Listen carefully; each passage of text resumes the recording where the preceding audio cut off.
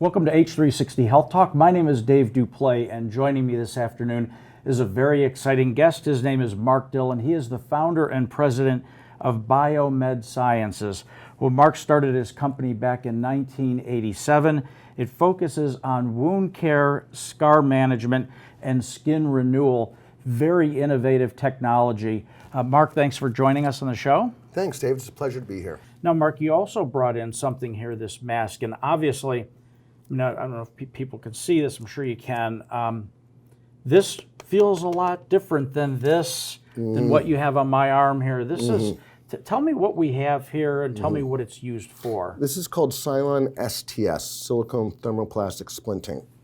And as I was saying before, that compression has been used for a very long time to help control scarring. It was standard practice to fabricate these kinds of transparent face masks for burn patients to apply compression to the face. And the face is a little unique in that it's very difficult to try and make a garment or something that would do the same effect because the fabric's going to tent from the tip of the nose to the cheek. You're not going to get really good compression uniformly over the surface of the face. So what was done previously is they would make a mold of the patient's face and take plaster and reproduce the patient's face and then take a thermoplastic material, polyester, and heat it in an oven and mold it to the replica of the patient's face and fabricate a mask. And what we found in the field was that our customers were trying to use silicone sheeting, Cylon sheeting. We make a transparent version of this, but they were trying to fit that underneath of a face mask, and that was very problematic because it would wrinkle. You could never get it in the same place, each time consistently. Yep. And that led to the idea, well, I bet I can bond the Cylon material to the thermoplastic when it's flat. And then we fabricate the face mask for the patient. So now they're getting the compression, but they're also getting the Cylon material uniformly in contact with the skin. Amazing. And transparency is important here, not just because of aesthetics that the patient doesn't want to look like they're wearing a hockey mask, but it's important too for the therapist to see where is contact being made, where is it not being made. Yeah, you can see and that the transparency allows very that. clearly here, right? I mean, you just put your skin up to it, and you can definitely see where contact is. Right. So we developed this product, and actually, we did a clinical study when we were first introducing the product, and we worked with a burn center, and we did a formal called institutional review board that reviewed the study, and our plan was half the patients would get a standard face mask, and the other half would get a face mask with Cylon on it. And about 3 months into the study, the director of the burn center called me and said, "Mark, we're canceling this study." And I said, "Oh my gosh, what happened? Something went wrong." And he said, "Oh no, it makes such a difference. It's unethical for us to withhold this treatment from the control group." Wow. Amazing, right? That's the best result you can get. It's the best result. Yeah. You mentioned over the number of years that you've been working in this field again, you founded the company in 1987 to today. What are some of the milestones in terms of advancements of technology that really were highlights for you and Biomed Sciences? Well, I think if we can call it an industry, the field of burn care, I believe they view us as innovators, that we are the ones who are developing this family of products. And a therapist that's treating these kinds of burn injuries wants a menu to pick from because each burn injury is different. The location on the body has an impact, and even the stage of healing. So we're the only company that has developed this portfolio of products that the burn therapist can pick from. And I think that's what makes us unique in the field. But where I see things going is the next step is with active ingredients that actively reduce the biological reason why a scar forms. And we're on the cutting edge of that technology as well. So the old adage of if you've seen one, you've seen them all, clearly in your industry, if you've seen one, you've seen one. Right, right. Yeah. Yes, it's a very interesting field, and on a personal level, it's been very inspirational to me, getting to know a lot of the burn survivors that I've worked with over the years, and seeing what people overcome. And So that's what a bad day can be. I don't ever have a bad day anymore, David. I have plenty of times when things don't go my way, Yeah. but it doesn't bring me down. But you pick yourself up and you move along. I've seen what other people have gone through. Yeah. And I think we're very much alike in that regard. Since I founded Healthy h360, if I think I'm having a bad day, I just watch a few of the patient videos that are on the site and realize that it's not such a bad day after all. And the other thing is the inspiration that comes from it.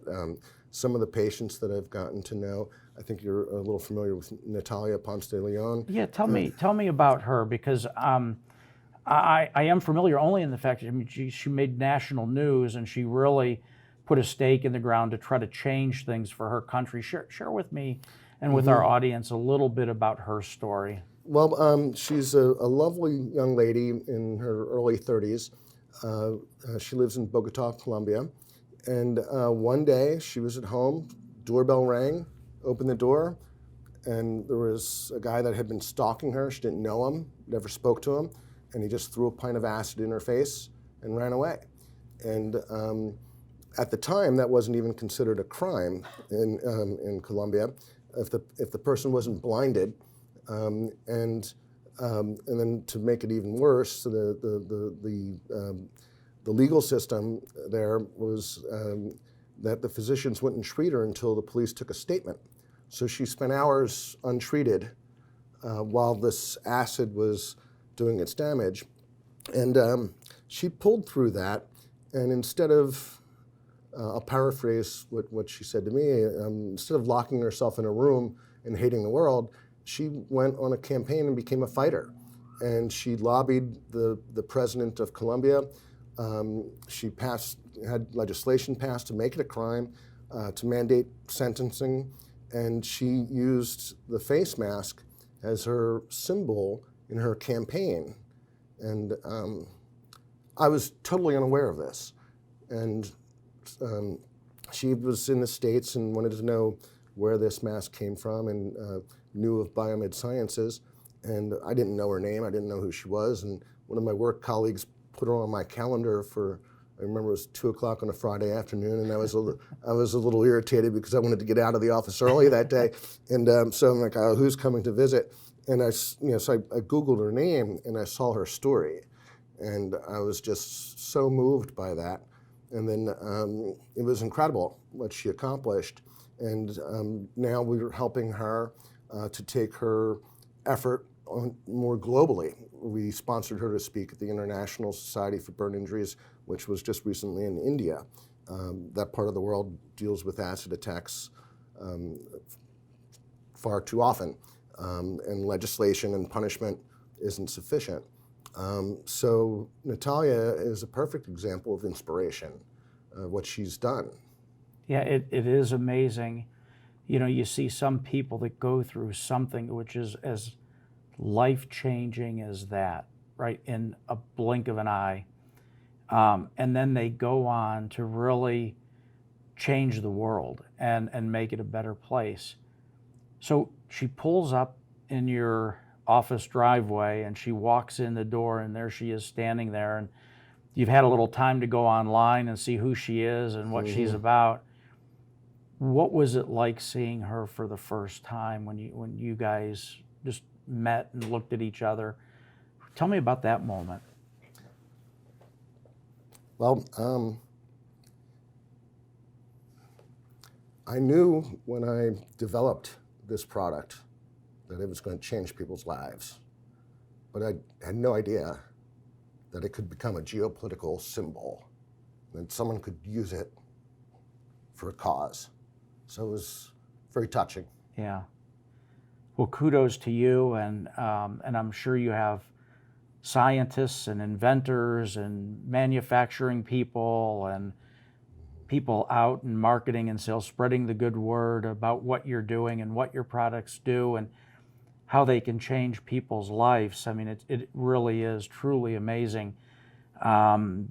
Your story is amazing. You go from a kid who wants to make pottery to how many patents do you have now? I was in your office, and I think I got up to 30 on the wall, and I can't count much higher than that, so it was no good for me. They're starting to pile up on the floor, I'm ashamed to say.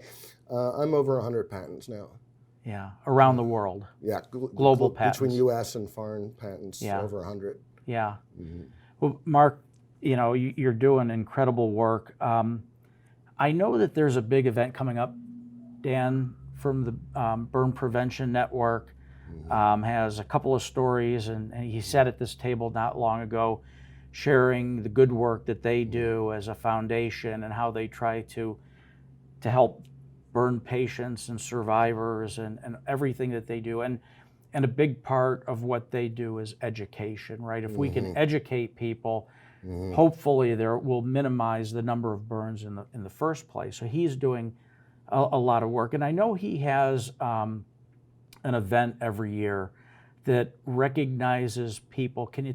And I know you've attended the event, you've sponsored the event, you've been a big promoter of the event. Tell me a little about that, and tell me about what's going to happen this year in October, because I understand that you have nominated, and this person has been selected as being the keynote speaker. I don't know if we can let the cat out of the bag, and if not, so be it. I think we can, okay. Yeah, I've known Dan since I first got started in this endeavor. He was one of the first people that I got to know in the Burn Prevention Network, because naturally, we all strive to minimize the occurrence of burn injuries, but we know that there are always going to be burn patients and burn survivors. So it's a privilege and an honor to work with Dan. And last year at the Spirit of Courage Awards, which is an event that honors people that have done extreme acts of courage and heroism. It might be just an average person, a bystander that runs into a burning building or pulls someone from a burning car, or a firefighter or a police officer or someone. And this event honors people that have risked their lives to save someone from a burn injury. And last year I had the distinct honor to nominate Natalia Ponce de Leon for keynote speaker position to tell her story of her survival of this acid attack. And Natalia hit the ball out of the park. She just did such a fantastic job with her story of inspiration, and it was very moving. So that was wonderful. And then this year, Dan came back to me and said, "Hey, is there anybody else you can think of that you'd like to nominate?" And I nominated a man named Greg Stubbe.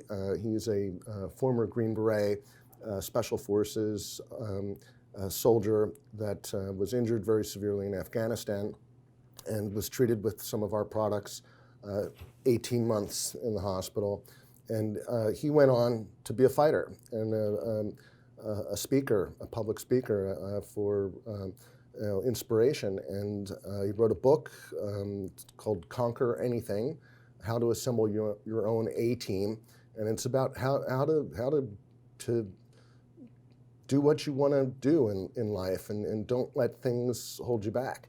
And so Greg will be our keynote speaker this year, and I'm very much looking forward to hearing him share his story with us and what he's overcome. I think it really is about team, whether you're an entrepreneur starting a company such as you did, or you're part of an organization that's helping people. It really is about team.